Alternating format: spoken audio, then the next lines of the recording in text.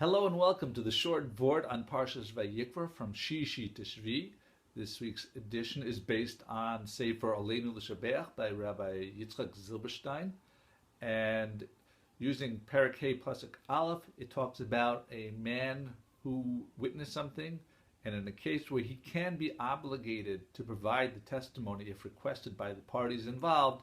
If he chooses not to do so, he may not refuse. He actually has an obligation to give that testimony.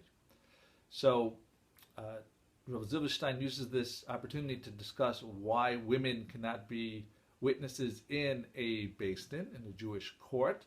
And one reason is given by Rabbi Isaac Sher. But first, the concept beforehand is that there are differences between men and women, and therefore that's why their mitzvahs and their obligations are different. For example, men go to shul because that forces them, one aspect is it forces them for a social unity that women have inherently, and therefore women don't need to go to shul. Of course, there's other reasons for that also, such as taking care of children when they're younger, or other reasons why a woman is not so pressured to have to go to a shul and make the time for it.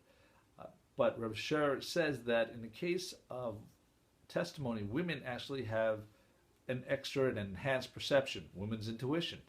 And because of that, she might perceive something that a man would not be able to recognize. For example, the Isha Hashunamis, the Shunammite woman, she was able to recognize that Elisha was a holy man.